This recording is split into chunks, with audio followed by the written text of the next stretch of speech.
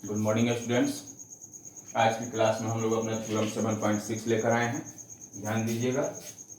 If two sides of a triangle are unequal, कहा जा रहा है कि यदि कोई एक ट्रायंगल है, एक ट्रायंगल कहने का मतलब एक ही ट्रायंगल है या एक जैसा ट्रायंगल, एक जैसा ट्रायंगल यानी कॉन्ग्रुएंस ट्रायंगल हो, उसके बारे में कहा जा रहा है if two sides of a triangle are unequal.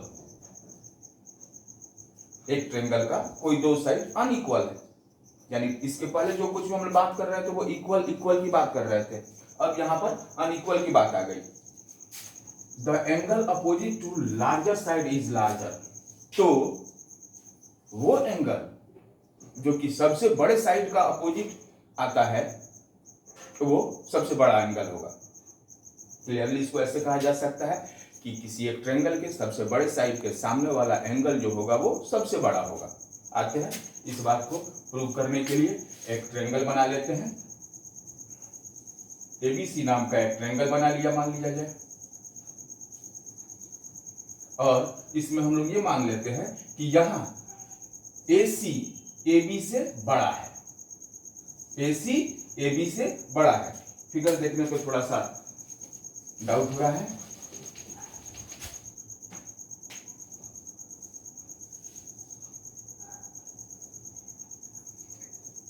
AC AB से बड़ा है, तो एसी हमें यह साबित करना है। पहले तो गिवन लिख लेते हैं। गिवन में हमें हो गया in a triangle ABC AB less than AC, यानी एसी बड़ा है। तो हमें प्रूव करना है, टू प्रूव, क्या प्रूव करना है? एसी का अपोजिट एंगल जो होगा एंगल एबीसी, यह बड़ा होगा, तो छोटा कौन सा होगा? AB का अपोजिट एंगल एंगल ACB, यानी इसे ऐसे लिख सकते हैं angle ACB less than angle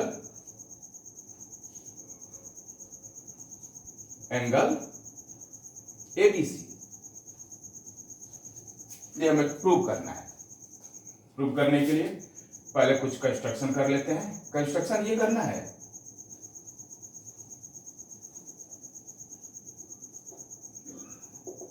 AC हमारा बड़ा साइड है AB से, तुलना हो रही है दो साइड की, AB की AC से। तो AC में कोई एक पॉइंट D ऐसा ले लेते हैं, ओके। AC पर एक पॉइंट D ले लिया, और ये D ऐसा पॉइंट लेते हैं कि यह AD और AB दोनों इक्वल हो जाए। क्योंकि AC हमारा बड़ा वाला साइड था, इसमें इसको छोटा कर देना है, AB के बराबर कर देना है। अब D लेने के बाद B से D को ज्वाइन करा देते हैं। ये हमारा कंस्ट्रक्शन का काम हो गया। इसे हम अपने कंस्ट्रक्शन में लिखेंगे। Taken a point D on AC such that AB equal AD।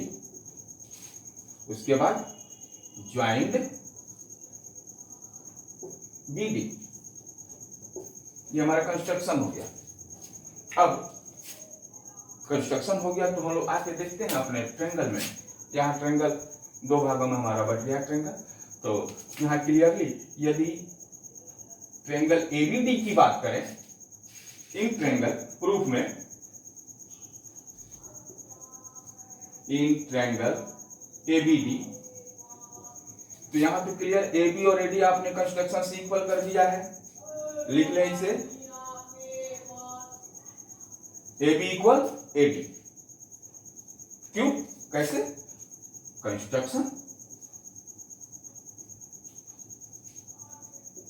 Construction से भी हम लोगों ने किया है। और यदि ये ऐसा है तो ट्रायंगल ABD का ही AB के अपोजिट एंगल, AD के अपोजिट एंगल दोनों आपस में इक्वल होंगे। AB का अपोजिट एंगल हो जाएगा जिसका नाम होगा एंगल ADB। लिख लें यहां पर एंगल ADB इक्वल, और AD का अपोजिट एंगल हो जाएगा एंगल ABD। ये दोनों इक्वल होंगे। क्यों होंगे इक्वल, ये आप यहां पर लिख लीजिएगा, angles opposite to equal side of a triangle. Okay, इसे इक्वेशन 1 बना दे। उसके बाद लिखे now in triangle BCD, BCD triangle में हम इसी ADB ट्रायंगल को एंगल को देखते हैं। BCD ट्रायंगल में हम इसी BDA एंगल को देखते हैं।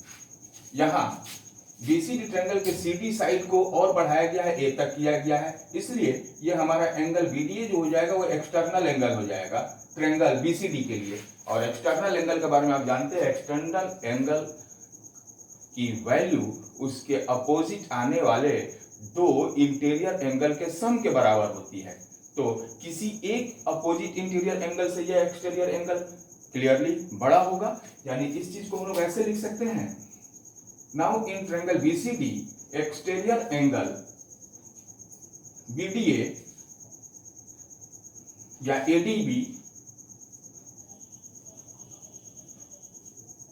ग्रेटर देन एंगल BCD हो सकता है ऐसे, क्योंकि यह BCD का एक्सटीरियर एंगल है ट्रायंगल BCD में। अच्छा, यहां अभी इक्वेशन 1 में हम लोगों ने लिखा है angle ADB equal angle ABD, तो क्या यहां पर एंगल ADB की जगह पर हम एंगल ABD का इस्तेमाल कर सकते हैं? लिख लेते हैं, यहां पर आप लिख लेते हैं angle ABD greater than angle BCD। क्यों है ऐसे? क्योंकि यहां पर आप लिख लें कि angle ADB equal angle ABD, और इसे आप इक्वेशन 2 मान लें। अब जरा यहां कंपेयर करें इन दोनों इक्वेशंस को। क्लियर है? ABD यानी दिस एंगल ABD, यह एंगल हमारे BCD एंगल यानी इस एंगल से बड़ा है। ओके, तो अब इस ABD एंगल में यदि हम DBC एंगल को जोड़ देते हैं तो यह और ज्यादा बड़ा हो जाएगा, पहले से बड़ा तो था ही था।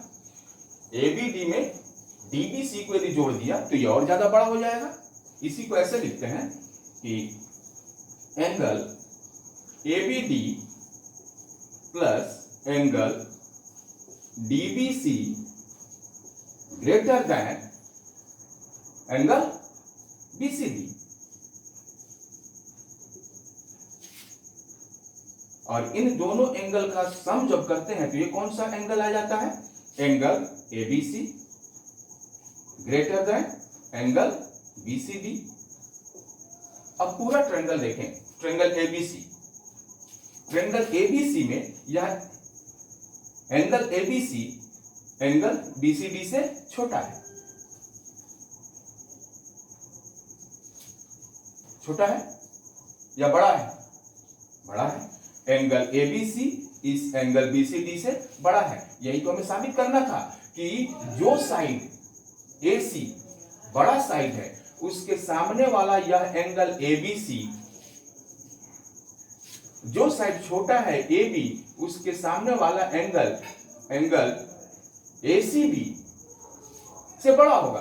क्योंकि यहां पर हम लोग BCD यूज किए हुए हैं, क्योंकि हम लोगों ने ट्रायंगल BCD लिखा था। क्या अब ट्रायंगल ABC में इसी BCD एंगल को एंगल BCA या एंगल ACB कहा जा सकता है?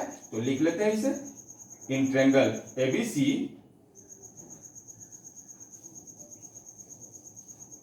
Angle ABC greater than angle ACB।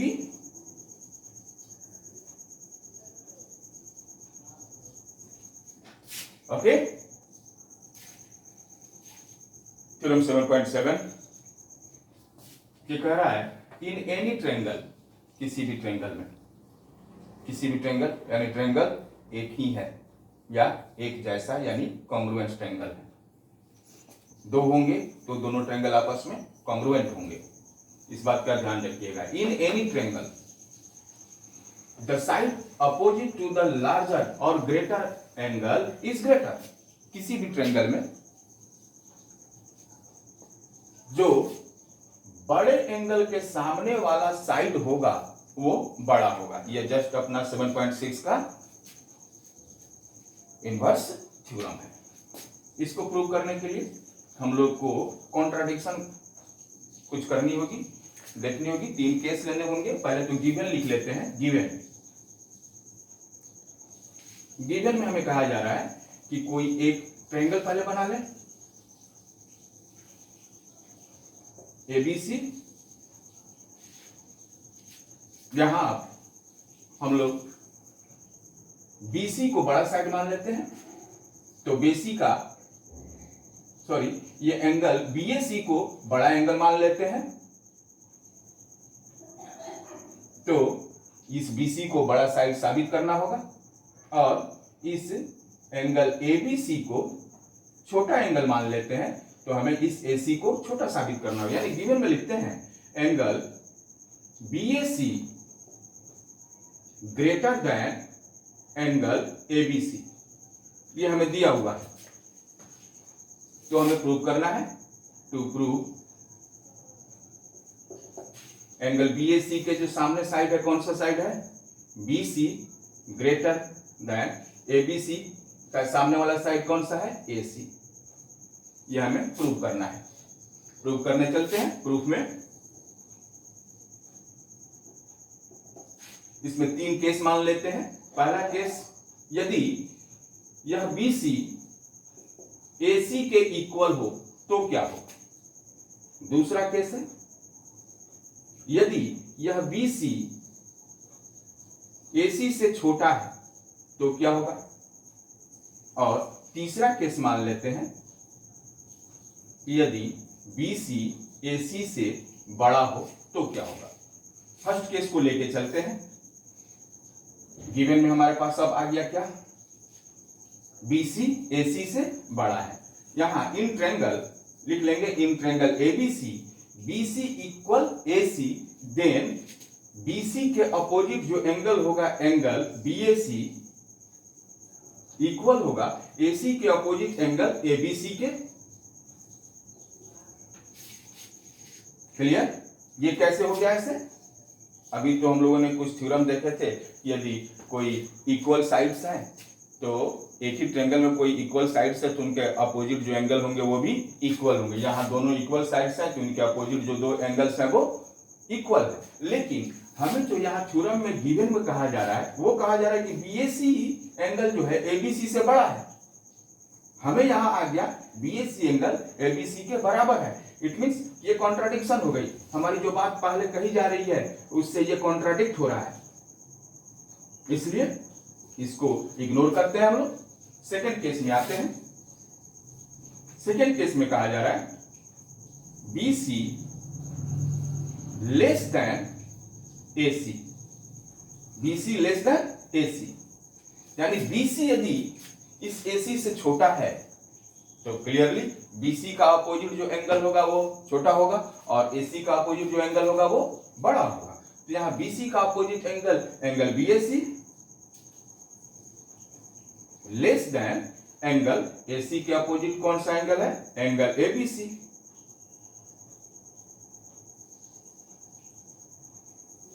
ये हमारा सामने में कंक्लूजन निकल गया है। लेकिन अब अपने हम लोग गिवन से थोड़ा सा इसको कंपेयर करें। यहाँ कहा जा रहा है कि BAC एंगल बड़ा है और ABC एंगल छोटा है, लेकिन हमारे पास जो रिजल्ट आया, कंक्लूजन निकल के आया है, उसमें निकल रहा है कि BAC एंगल छोटा है और ABC एंगल बड़ा है। तो ये भी हमारे लिए कॉन्ट्राडिक्शन हो रहा है, इनको छोड़ दे। क्लियरली तीसरे केस में आते हैं तो हम लोग देखते हैं कि यदि BC ग्रेटर देन AC, जो अभी थ्योरम 7.6 से बड़े साइड के सामने वाला एंगल बड़ा और छोटे साइड के सामने वाला एंगल छोटा, BC के सामने जो एंगल है एंगल BAC ये बड़ा हो जाएगा और AC के सामने जो एंगल है एंगल ABC वो क्या हो जाएगा?